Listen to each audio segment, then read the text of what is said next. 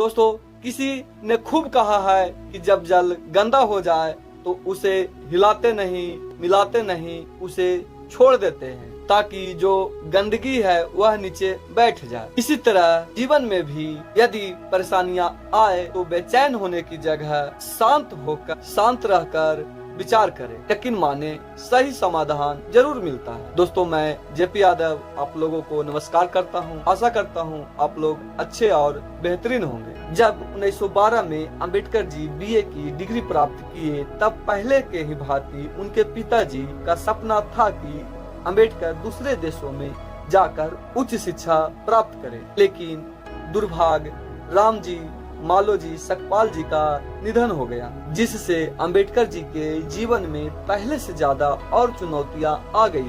पिताजी की निधन के बाद अंबेडकर जी की आर्थिक स्थिति इतना खराब हो चुकी थी कि पढ़ाई छोड़कर काम करने की दबाव बढ़ गई थी। लेकिन अंबेडकर जी अपने पिताजी को सपना पूरा करने के लिए अंबेडकर जी कुछ समय के लिए बड़ौदा सरकार में नौकरी करने चले गए। वही बड़ौदा सरकार जो अंबेडकर जी को पहले से 25 रुपये की पहले से छात्रवृत्ति के रूप में कुछ सहयोग कर रही थी। जब बड़ौदा सरकार में अंबेडकर जी नौकरी करने लगे तो उसी वक्त प्रसिद्ध समाज सुधारक अंबेडकर जी को प्रतिभा को पहचान कर और इनके सपनों को पूरा करने के लिए बड़ौदा के महाराज सयाजी राव गायकवाड़ तृतीय के पास ले गए और अंबेडकर जी से परिचित कराया और इनके सपनों को बताया। सयाजीराव गायकवाड़ तृतीय को सयाजीराव गायकवाड़ सुनते ही पीछे नहीं हटे और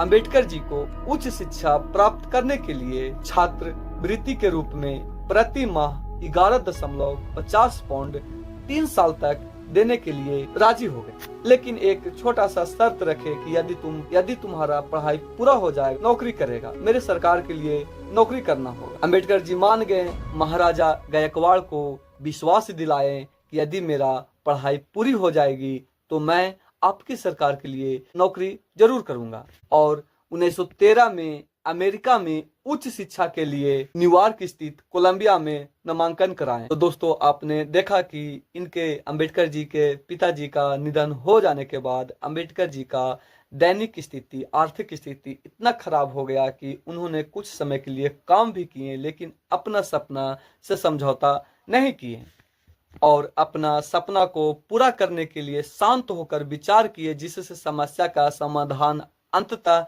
मिल ही गया। समस्या का समाधान अंततः मिल गया। तक दोस्तों, जय भीम, जय संविधान।